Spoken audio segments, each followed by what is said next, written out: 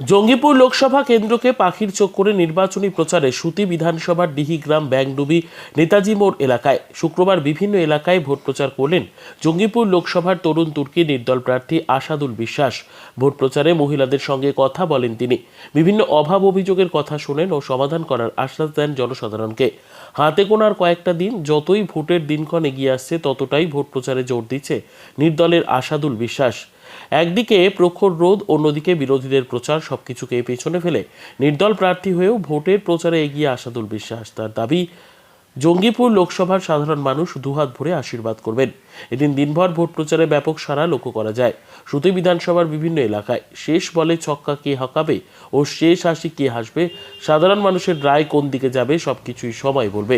যদিও প্রচারে পিছিয়ে নেই নির্দল প্রার্থী আসাদুল বিশ্বাস জানান, সর্বপ্রথম আমি ভোটে জেতার পর প্রথমেই শিক্ষার ব্যবস্থা করে দেব ও চিকিৎসার, এই দুটো কারণেই আমাদের মুর্শিদাবাদ পিছিয়ে।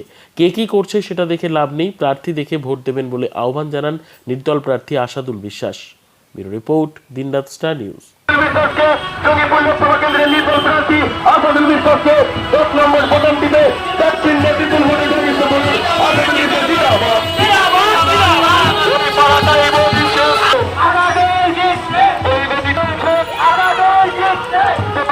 সুতি সুতি আপনার ওই সাজির মোড় থেকে ছাপগাটি মোড়, চাঁদের মোড়, ওই সব সাইডে কিভাবে প্রচারে তো আপনারা লাইভ দেখতেই পাচ্ছেন, প্লাস আপনারা আরও যত জনগণ আছে সেটা আপনারা সাড়া দেখে বুঝতে পারছেন কি সাড়া আমাদের।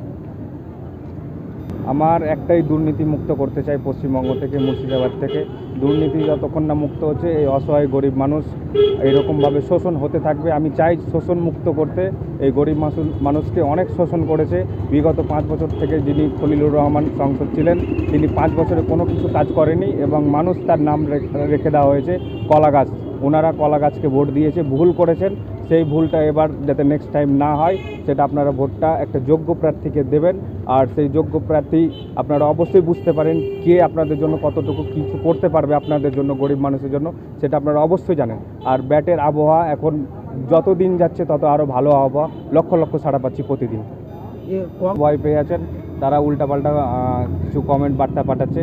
ওদের কাজই হচ্ছে উল্টাপাল্টা বার্তা দেওয়ার, কাজ তো কিছুই করে না। এরা উল্টাপাল্টা ভুলভাল মানুষকে বুঝিয়ে এই শোষণ করাই, এটা হচ্ছে ওদের কাজ। জবাব দিয়ে দিবে 7ই মে। আর তো 3টে দিনের অপেক্ষা, 3 দিনের মধ্যেই সব রেজাল্ট পেয়ে যাবেন। তারে একটাই আমি আমার জনগণকে বলতে চাই, আমার জঙ্গিপুরবাসীকে বলতে চাই, মুর্শিদাবাদবাসীকে বলতে চাই, আমি শিক্ষার ব্যবস্থা তুলে ধরবো। যেহেতু আমাদের মুর্শিদাবাদ এখন শ্রমিকের জায়গা হয়ে গেছে, শিক্ষিত বা অনেক পিছিয়ে, শিক্ষা অনেক পিছিয়ে। আমি চাই যে শিক্ষাটাকে তুলে ধরতে। তারপরে আমাদের চিকিৎসা আমাদের এখানে অবস্থা খুবই খারাপ। জঙ্গিপুর মহকুমা হসপিটাল থাকা সত্ত্বেও কোনো চিকিৎসা হয় না। এই চিকিৎসাটাকে আমি খুব ভালোভাবে দেখতে চাই। শিক্ষাটাকে যেমন আমি 1 নম্বরে রেখেছি, 2 নম্বরে রেখেছি চিকিৎসা, 3 নম্বরে আমি রেখেছি পানীয় জল। গরিব মানুষকে যেভাবে শোষণ করা হচ্ছে, গ্যাসের বিল, বৈদ্যুতিক বিল, সব কিছুতে একটা দিনের দিন বৃদ্ধি বেড়েই যাচ্ছে। সেই জিনিসগুলো নিয়ে আমি আগামী দিনে পার্লামেন্টে একটা ঝড় তুলতে চলেছি। আপনারা যদি সমর্থন করেন, ভালোবাসা দেন, আমি ইনশাল্লাহ পাস করে আপনাদের জন্য আপনাদের যেটা হক সেটা আমি ফিরিয়ে নিয়ে আসবো। এই যে কলা না, পাবলিকই বলছে যে আমরা কলার গাছকে ভোট দিয়েছিলাম, ভুল করেছি, এবার ভোটটা সব ভোট ব্যাটে পড়বে। আমার দেওয়া নাম না, পাবলিক জনগণ বলছে।